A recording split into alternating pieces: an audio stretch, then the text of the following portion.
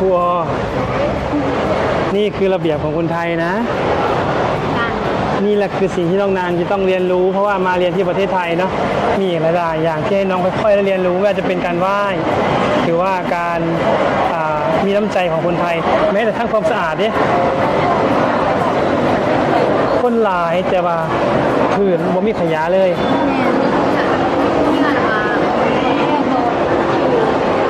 ถ้าบ่เห็นกับตานี่คือบ่อยากจะเชื่อเลยว่ามันเป็นไปได้พื้นความสะอาดนี่ถ้าบ่เห็นกับตาบ่อยากเชื่อเลยแม่นอันนี้คุณครูก็ถือว่าประสบผลสำเร็จอีกหนึ่งอย่างเนี่ยสิ่งที่คุณครูอยากตั้งใจเนาะพานักเรียนมาเห็นด้วยตาของตัวเองจะพาไปชมไปเที่ยวกับครูโอแล้วก็น้องสาวของครูโอแล้วก็บ่าวโบสิไปบ่ไปตื่นเต้นเที่ยวบ่แม่ไปเบิ่งชมคลิปก่อนเนาะสบายดีพ่อแม่พี่น้องฟังลาวฟังไทยทั้งในและก็ต่างประเทศมาพบพอกับครูออและดาเช่นเก่าเช่นเคยเนาะทุกคนฝากกดติดตามช่องของครูออเด้อเนาะตอนนี้ครูออกับลูกศิษย์เนาะน้องสบายดีน้องเจนเด้อสบายดีน้องพิมพ์เด้อพอกับพวกเรา3คนเส้นเก่าเส้นเดิมแล้วทุกคนจะพาน้องเจนกับน้องพิมพ์ไปเที่ยวประเทศไทยทุกคนซึ่งครูออไปเที่ยวประเทศไทยกับพี่โบหรือว่าบ่าวโบแล้วก็พาน้องสาวของครูออเนาะไปคือน้องสาวของครูออไปเรียนอยู่ประเทศไทยเนาะตอนนี้ยังกำลังเรียนอยู่เนาะน้องสาวลูกพี่ลูกน้องก็คือแม่ของครูออเป็นเอื้อยเนาะแล้วก็แม่ของน้องสาวผู้นี้เป็นน้องกะฮักแพงกันคือแบบเอื้อยน้องแท้ๆนี่แหละทุกคนเนาะจังก่อนอื่นครูออก็ต้องขออนุญาตเนาะเจ้าของคลิปเนาะเจ้าของช่องก็คือ FC โบโซล่าเนาะทุกคนของอายเพิ่นเนาะพร้อมที่จะไปชมแล้วบ่พร้อมโดนแล้วบ่โอ้ยโดนแล้วพร้อมแล้วก็ไปเมนนี่ก็อยากให้หมู่แล้วก็เพื่อนอยู่บ้านที่ได้เบิ่งว่าคนไทยมีระเบียบซำใดเขาเฮียนแล้วก็ปฏิบัติได้บางคนเขาเล่มาตั้งแต่พุ่นมาแล้วก็หุ่นไปอยู่ทั้งหน้านะอันนี้คือสิ่งที่ครูอบ่ค่อยจะปลื้มปันใดบ่ค่อยจะมักปันใดแต่อยู่บ้านเฮายังมีแต่อยากให้ปรับเปลี่ยนบนนี้จุดนี้นะคือบางเทื่อน่ะอยากให้เวลาเฮาไปรับเครื่องเป็นเท่าใดหินเป็นเท่าใดก็คือเป็นความรู้ใหม่ที่แบบเราต้องได้ใช้มาอยู่ประเทศไทยแล้วเราก็ต้องได้ใช้แล้วก็ปฏิบัติตามครูมาชมอีกสิ่งหนึ่งนะฮะครูกับลูกศิษย์จะได้เห็นมารยาทของคนไทยในการใช้รถการเข้าแถวสร้างวินัยนะไปฝั่งนี้ถ่ายคลิปอยู่นะขออนุญาตนะสบายดีขออนุญาตน้องนางกับครูออเด้อเป็นแนวทางเพื่อหลายคนอาจจะมารับชมนะตอนนี้เราอยู่ที่สถานีรถไฟฟ้าสยามเนี่ยโอ้โหคนเยอะคือจุดนี้จะมีคนเยอะมากเลยอ่ะเป็นจุดเปลี่ยนสถานีนะน้องนางและสิ่งที่น้องนางจะได้เห็นคือคนเยอะเนี่ยสะอาดคนเยอะแต่มีความสะอาด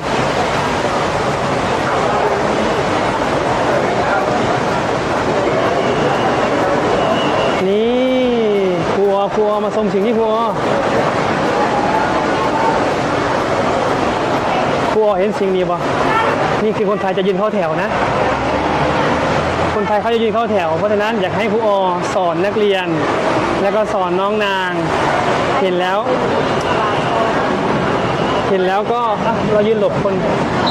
เห็นแล้วเราก็เอาไปปฏิบัติตามนะฮะสถานที่อย่างนี้บอกกันเลยว่ามีคนลาวหลายคนที่มาแล้วเห็นแล้วสุดทึ่งแล้วก็ที่คนไทยทำได้ยังไงและคนไทยได้มาจากไหนนี่เห็นป่ะพี่ตรงนั้นนี่เลย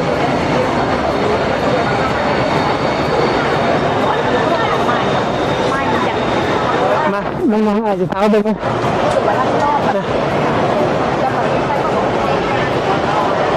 นี่เลยฝั่งนี้เลย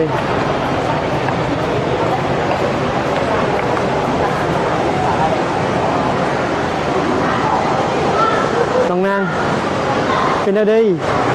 อึ้ง นี่ ทุกเทื่อก็คือจังได้เข้าแถวแบบนี้เลยบ่ แม่นี่แหละคือระเบียบวินัยของคนไทยเด้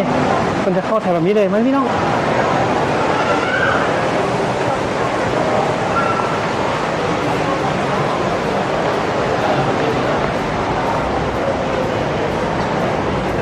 ครัวนี่คือระเบียบของคนไทยนะ นี่แหละคือสิ่งที่น้องนางจะต้องเรียนรู้เพราะว่ามาเรียนที่ประเทศไทยเนาะมีหลายๆอย่างที่ให้น้องค่อยๆเรียนรู้ไม่ว่าจะเป็นการไหว้หรือว่าการมีน้ำใจของคนไทยแม้แต่ทั้งความสะอาดเนี่ย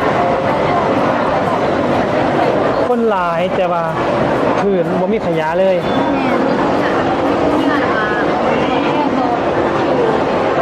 ถ้าบ่เห็นกับตานี่คือบ่อยากจะเชื่อเลยว่ามันเป็นไปได้ขึ้นความสะอาดนี่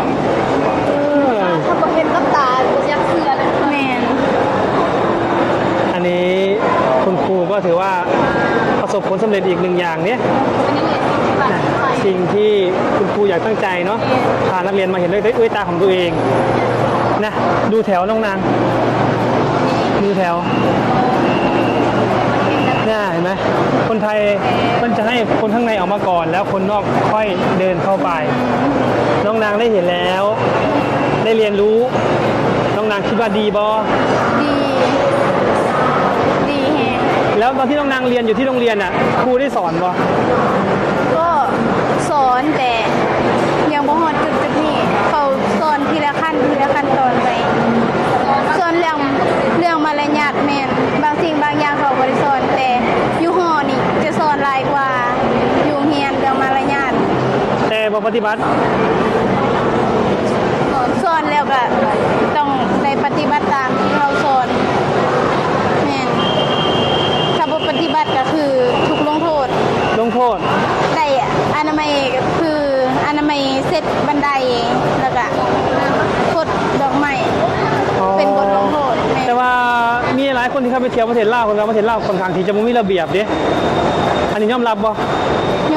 อมรับว่ามันบ่ค่อยเป็นระเบียบหลาย ก็เป็นระเบียบแล้วน้องนางมาเห็นเมื่อกี้เนี่ยในสายตาของน้องนางและความรู้สึกน้องนางคิดว่าเป็นยังไง ดี ดี เป็นระเบียบแม่นหลีกเลี่ยงการเกิดอุบัติเหตุนำแล้วก็คนก็ได้มีแบบทางเข้าทางออกแบบเป็นวินัยเลย ต่อแถวเข้าแถวเพิ่นภาษาไทยบางเทื่อกะลืมๆมื้อนึงเว้าภาษาลาวมื้อนึงเว้าภาษาไทยอยู่คือแบบคนไทยเขาจะเรียนรู้จักกันเข้าแถวโตะคิวบ่ญาติคิวกัน และนี่คือสิ่งที่ครูตั้งใจเนาะ แม่ตั้งใจมาส่งมาให้ลูกศิษย์หรือว่าน้องสาวของตัวเองได้มาเห็นมาเรียนรู้เพื่อจะได้ไปปฏิบัติกับใส่ในชีวิตประจำวันแล้วก็ให้สืบทอดให้ลูกๆหลานๆที่อยู่บ่ว่าจะอยู่ลาวหรืออยู่ไสก็ย่าหั่นน่ะให้สืบต่อส่งความรู้ให้ลูกหลานต่อไป ความตั้งใจครูเนาะและก็อยากให้ครูได้รู้แล้วก็น้องนางได้รู้ว่าก่อนที่ประเทศไทยเขาจะมีระเบียบเพิ่นจะมีระเบียบขนาดนี้เนาะเพิ่นก็ต้องใช้เวลา 30-40 ปีเลยนะในการปลูกฝังตั้งแต่เยาว์วัยนะน้องนางนะอันนี้คือปลูกฝังตั้งแต่อนุบาลเลยเด้คนไทยนะถามว่าคนไทยได้แต่ใดมาระเบียบนี้คนไทยบอกว่าบางท่านบอกว่าเรียนรู้มาจากญี่ปุ่นบางท่านบอกว่านะเห็นบ่นี่เพิ่นมั่งมากเดี๋ยวเพิ่นจะเข้าแถวได้เพิ่นจะบ่ญาติกันเด้ แม่น เป็นเท่าใดเห็นเป็นเท่าใดเป็นเท่าใดเป็นเท่าใด ก็คือเป็นความรู้ใหม่ที่แบบเราต้องได้ใช้มาอยู่ประเทศไทยแล้วเราก็ต้องได้ใช้แล้วก็ปฏิบัติตามคือเขา เขาต้องต้องฝึกตัวเองเนี่ยต้องเริ่มต้นจากเขาก่อนแน่นอนเนาะ แม่น นะคือวันนี้อายผ้ามากคืออยากให้น้องนะมาเรียนรู้ในฐานะที่น้องเป็นนักเรียนเนาะเป็นนักเรียนที่มาเรียนที่ฟังไทยนี่คือสิ่งดีๆสิ่งดีที่อายอยากให้น้องติดตัวนะฮะคุณสมบัติคือจะบอกสอนในมารยาทของเรานะฮะครูได้เห็นว่าเป็นเท่าใด คือแบบสุดยอดการปลูกฝังตั้งแต่เด็กรุ่นลูก รุ่นล้านมาแบบเห็นเขาเจ้าปฏิบัติใดอะนะคือรักษาความเป็นระเบียบเรียบร้อยมีวินัยในการใช้ชีวิต คือเห็นเขาจะเห็นคือยกตัวอย่างให้เขาเห็นอยู่ต่อหน้าเขานี่เขาจะเรียงแถวต่อคิวเขาจะบ่ญาติคิวกันได้อายคืออยู่บ้านเฮายังแบบมีการญาติคิวกันน่ะแบบคือสมมติว่าเฮายืนเรียงแถวสินะบางคนเขาเล่นมาตั้งแต่พุ่นมาแล้วก็พุ่นไปอยู่ทั้งหน้านะอันนี้คือสิ่งที่ครูอบ่ค่อยจะปลื้มปานใดบ่ค่อยจะมักปานใดแต่อยู่บ้านเฮายังมีแต่อยากให้ปรับเปลี่ยนวันนี้จุดนี้นะคือบางเทื่อน่ะอยากให้เวลาเฮาไปรับเครื่องนั่นคือเฮาก็จำเป็นแม่นบ่เฮาก็จำเป็นเฮาก็ต้องการไปด่วนไปไวนะคือบางคนต้องต่อคิวเฮาต่อคิวแต่คนอื่นเขามาบางคนบ่ต่อคิวแล้วมาลัดคิวเฮาหั่นน่ะบางเทื่อก็เป็นตาใจหายได้อ้าย แบบนั้นบ่น้องแบบนั้นบ่ แม่น เอาจังซี่ แม่นแบบ ในฐานะที่ครูเป็นครูบ่ได้สอนนักเรียนบ่ ส่วนอันเรื่องในครูสอนนักเรียนนี้มันแห้งมีเขาเอิ้นว่าวิชาของมันเลยอ้ายวิชาคุณสมบัติหรือว่ามารยาทเนาะนางเนาะเขาเอิ้นว่าวิชาโลกมัด จะเกี่ยวกับ เกี่ยวกับการใส่การเคารพนับถือผู้ใหญ่เด็กน้อย หรือว่าการใช้ชีวิตในแต่ก็ตามที่พ่อเบิ่งนี้ก็จะบ่เน้นนักปลูกฝังคือทางฝั่งไทยเพิ่นจะปลูกฝังตั้งแต่คืออยู่ในครอบครัวได้อ้ายอันนี้อยู่บ้านเฮามันจะมีแต่มาอยู่โรงเรียนเราอยู่กลับไปเฮือนแล้วบ่ได้น้ำใส่เด้พ่อแม่บางคนย้ำมาบางคนย้ำเนาะว่าบางคนบางครอบครัวบ่ได้สอนลูกบ่ได้พาลูกเฮ็ดนะมีแต่ฝากให้ครูสอนอย่างเดียวมันก็เป็นไปบ่ได้แม่นบ่อ้ายครูคนเดียวนักเรียนหลายคนเด้ก็จะสอนกันบ่ทั่วถึงหั่นน่ะ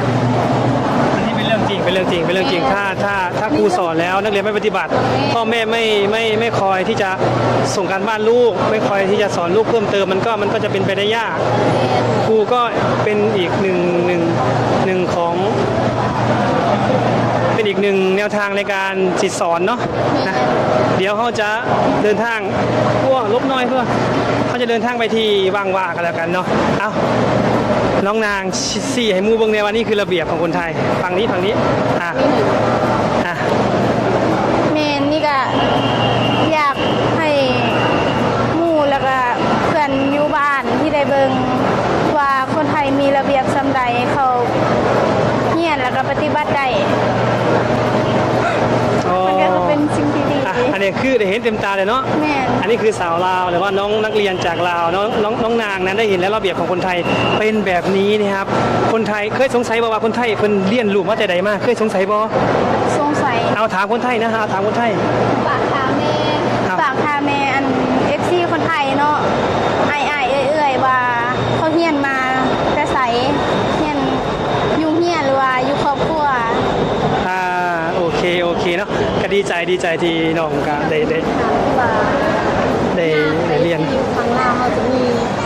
จะได้หมู่บางคนก็บ่ฮู้ซ้ำว่าเฮาต้องปลูกฝังลูกเฮาอยู่ตั้งแต่พ่อแม่เป็นผู้เริ่มต้นสอนคือ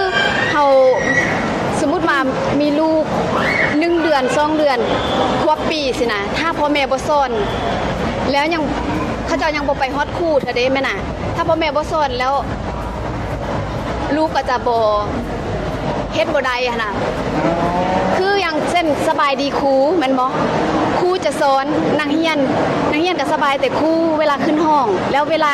ลงห้องแล้วก็ไปบ้านครูสอนอยู่แต่นักเรียนเขาบ่ปฏิบัติลูกหลานบ่ได้ปฏิบัติหั่นน่ะ แล้วสิให้น้องนางไปเข้าแถวไปน้องนางไปเข้าแถว เราจะไปฝั่งนี้กันเราจะไปฝั่งนี้กันไปเราจะไปบางหว่ากันนะพี่น้องเราจะไปทางบางหว่าจะไปไอคอนสยามนะครับ เราจะเดินทางด้วยรถไฟฟ้า BTS นะฮะเราจะเข้าแถวนี้เข้าแถวสร้างวินัยด้วยให้คนข้างในออกมาก่อนนะน้องเด้อก็ขอบคุณประเทศไทยนะขอบคุณเมืองไทยที่มีสิ่งดีๆให้บ่าวโบได้นำเสนอนะฮะขอบคุณนะฮะน้องนางและขอบคุณครูออน้ำเด้อนะฮะสบายดีครูออสบายดีน้องนาง สบายดี สี่ให้เบิ่งนะสิ ฟังพุ่น กาซิเมนโตะข้า โอเค สิโตะ โอเค หมดแล้วเป็นอะไรกำลังมวนอยู่กำลังซึมซับความรู้ที่ได้อยู่ในคลิปกำลังเข้าไปหน่อยหนึงบ่อยู่ในสมอง โอ้แบบได้เบิ่งแล้วมันซึมซับเข้าในตัวเลย ดีแล้วนี่แหละสิ่งที่ว่าครูโอไปเที่ยวประเทศไทยแล้วก็อยากเอาสิ่งที่ได้ไปเห็นเนาะเอามาให้ลูกศิษย์ของครูโอได้เห็นได้เรียนรู้ไปนำคือคลิปนี้นะครูโอพาน้องสาวไปเที่ยวประเทศไทยคือได้พาน้องหันไปเรียนรู้การใช้ชีวิตอยู่ประเทศไทยเนาะก็คือเบาโบหั่นแหละเนาะเป็นไกด์นำเที่ยวแล้วก็เป็นคนที่แบบคอยบอกคอยสอนเนาะว่าคนไทยเขาใส่ชีวิตแนวใดอยู่ประเทศไทยเขาใส่ชีวิตอยู่ร่วมกันเขาควรเฮ็ดแนวใดคือสิ่งที่ครูออจะถามลูกศิษย์ของครูออตอนนี้ก็คือเห็นในคลิปแล้วแนวใดเห็นได้ชมคลิปแล้วรู้สึกแนวใดแล้วเห็นหยังอยู่ในคลิป โอ้แบบรู้สึกแบบประทับใจรู้สึกได้เห็นแบบคนไทยแบบมีระเบียบวินัยแบบในการแบบไล่อย่างในแล้วก็เห็นแบบในเวลาไปแบบไปนี่ไปนั่นแบบต้องได้คือแบบหับเครื่องหรือว่ายังต่างๆแบบเครื่องอันไปซื้อปีรถเมล์จะนี่น่ะทุกคนแบบระเบียบวินัยสุดแบบเป็น ถ้าเขาคัดน้อยหนึงปีรถเนาะทุกคนอาจจะบางเทื่ออาจจะเข้าใจผิดปีรถถ้าว่าภาษาไทยเขาจะเอิ้นว่าไปซื้อตั๋วรถนะทุกคนเนาะเบาตัว แบบเข้าแบบเรียนเป็นแถวเลยแบบ นั่นคือเขาเอิ้นว่าเข้าแถวสร้างวินัย แมนแบบโอ้เป็นระเบียบวินัยแบบดีสุด งามบ่เฮ็ดละงามบ่งา แบ ม บ ตา เข้าแบบเป็นถ้าเป็นคิวนะเข้าแบบบ่มีแบบรัดคิวกันแบบส่วนหลายแบบบ่ค่อยได้เห็นแบบเจนี่นะบางคนเขา โอ้อยู่ไทยนี้เขาเข่งคัดได้เขามีระเบียบวินัยคือเขาจะบ่ญาติกันเขาจะบ่ญาติกันจะบ่ลัดคิวกันคือยกตัวอย่างเนาะคือการไปขึ้นรถเมล์รถไฟ หรือว่าไปซื้อเครื่องซื้อของไปกินข้าวหรือหลายๆอย่างที่ว่าต้องเข้าแถวเนาะต่อแถวเนาะเขาเอิ้นว่าเข้าแถวสร้างวินัยหั่นแหละเนาะเขาจะเฮ็ดให้เป็นระเบียบวินัยเพื่อแบบว่าบ่ให้ไปญาติคนอื่นน่ะนะเบิ่งบ่งามแต่อีกอย่างมันบ่สุภาพเนาะโอ้หลายอย่างเนาะที่ว่าเฮาเห็นแล้วเห็นหยังอีกอยู่ในคลิปหันพิมพ์เจน เห็นแบบแล้วก็ความแบบอยู่ในหันมันจะเป็นมีคนหลายแล้วในแล้วมันแบบเป็นแบบสะอาดหมดเลยแบบบ่มีหยังแบบสะอาดแบบเข้าแบบเฮ็ดดีแบบเข้าแบบบ่ทิ่มขี้เหนียวบ่ทิ่มอิหยังจะนี่แบบสะอาดสุด ความหมายคือเห็นคนไล่แล้ว แม่น สะอาดอยู่ทุกเวลาเขาจะบ่ทิ่มขี้เหงื่อสะสายคือคนไทยเขารักษาความสะอาดสวยกัน แม่นอันนี้ก็เป็นแบบสิ่งหนึ่งที่ ได้เรียนรู้ แม่นทุกคนต้องได้เห็นแล้วก็ได้ปฏิบัติแบบ แล้วก็น้องเจนก็จะเอาไปเป็นบทเรียนจะเอาไปนำใช้ในชีวิตประจำวัน แม่นก็อยากให้ทุกคนได้หูแบบว่ามันเป็นจะนี่เผื่อได้ไปแล้วมันจะแบบ จะได้ใส่ แม่นได้มีความรู้ทางนี้ก็ดีคือกัน เจนพิมพ์เด้ ก็ได้ความรู้หลายอย่างเนาะอาจารย์แบบอันเขามีความสามัคคีกันแบบเขาโตคิวกันแบบบ่แซงคิวกันจ้ะหั่นมีความสามัคคีกันเลยเฮ็ดจังนี้ได้ นี่คือสิ่งที่คนไทยเขาควรเฮ็ดเนาะแล้วก็เขาเฮ็ดได้แล้วอัน เฮาเด้เวลาเฮาอยู่บ้านเฮานี่นะเฮาเฮ็ดคือเขาได้บ่ ได้ เฮาก็ควรเฮ็ดได้เนาะอันนี้ถ้าว่ายังเฮ็ดบ่ได้เฮาควรเบิ่งเป็นตัวอย่างแล้วเฮาเอามานำใช้ในชีวิตประจำวันคือมีหลายเทื่อเนาะที่ว่าไปหับเครื่องหับของอยู่บริษัทเนาะอยู่ฝั่งลาวเขาจะแบบเอาไปหับเครื่องหับของหรือว่าไปมีการเข้าคิวต่อแถวเข้าคิวแบบหรือว่าเข้าคิวสร้างวินัยแหละคือคนไทยว่าแต่ว่าอยู่บ้านเฮาเนาะยังแบบแซงคิวนะขอเจอมาหลายเทื่อเนาะแบบทั้งที่เฮาก็มายื่นท่านะคนที่มานำลั่งแบบไปก่อนแบบไปแซงคิวแล้วก็ได้ก่อนนะแล้วบางคนนี้ยังบ่ฮู้ว่าตัวเองเฮ็ดผิดยังดีใจว่ามานำลั่งแล้วได้ก่อนเนาะบางคนยังดีใจซ้ำว่าตัวเองเฮ็ดใดที่จริงมันเป็นสิ่งที่น่าอายเป็นสิ่งที่บ่ควรเฮ็ดเนาะนี่ให้เฮานี่แหละเขาว่าภาษาบอกศาสตร์มารยาทบอกตระกูลเนาะจะสะท้อนให้เห็นว่าเฮาเป็นคนแนวใดเนาะประพฤติตัวแนวใดนี่แหละเห็นให้เห็นหูหลายสิ่งหลายอย่างเนาะเนาะทุกคนที่จริงก็ได้หลายๆอย่างนี่แหละแต่ว่ามียังฝากถามบ่อยากถามยังบ่เห็นแล้วก็แบบอยากถามหยังบ่แบบบ่เข้าใจหรือว่าเป็นหยังเขาจึงเฮ็ดแนวนี้บ่หั่นน่ะมียังอยากถามบ่หรือว่าเห็นแล้วก็ประทับใจแล้วก็มีแต่จะเอามาเป็นบทเรียน แม่นมันจะเอามาเป็นบทเรียนแบบบ่ฮู้ว่าอนาคตต่อหน้าเนาะเฮาจะได้ไปแบบประเทศเขาอยู่บ่แบบอนาคตต่อหน้าจะไปแบบไปเฮ็ดเวียกไปทำงานอยู่ประเทศเขา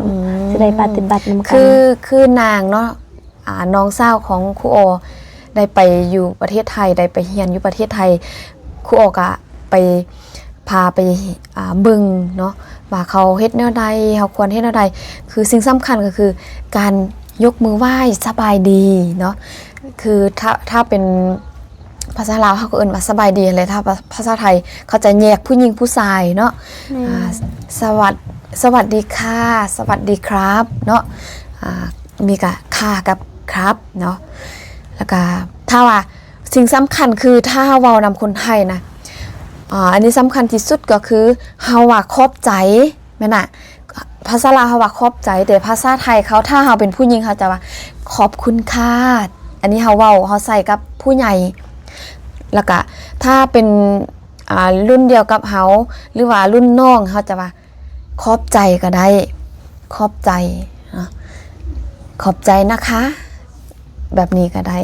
แม่นบ่ทุกคนถ้าครูเอาเว้าผิดก็ต้องขอโทษขออภัยนำเนาะช่วยกันเนาะทุกคนครูออกก็บ่ได้หมดทุกอย่างเนาะเรื่องวัฒนธรรมหรือว่าการปฏิบัติตัวเวลาเฮาไปอยู่ประเทศไทยนะเนาะครูออกก็บ่ได้เต็มร้อยดอกเนาะอันใดก็สิ่งที่ว่าเฮาเรียนรู้เนาะได้เฮาเอามานำใช้ได้เฮาพยายามเก็บเวลาเฮาไปแล้วเฮาพยายามเก็บเกี่ยวให้มันให้ได้ความรู้ให้หลายๆนะเนาะคือครูโอเนาะไปแล้วก็เอามาให้น้องๆลูกศิษย์ของครูโอได้เรียนรู้ไปนํกันนะทุกคนเนาะฝากทุกคนกดติดตามช่องของครูโอเป็นกำลังใจให้ครูโอได้เด้อเนาะเป็นกำลังใจให้ลูกศิษย์ของครูโอเด้มียังอยากเว้าบ่ฝากกดไลค์กดติดตามฝากคอมเมนต์พวกเขาได้เด้อแบบเป็นกำลังใจแมนมักอ่านคอมเมนต์มาสั้นๆเนาะพบกันคลิปหน้าเนาะทุกคนเจนยังว้าวยังว่ายังติเนาะคือคลิปนี้ก็ยาวแล้วทุกคนเนาะเดี๋ยว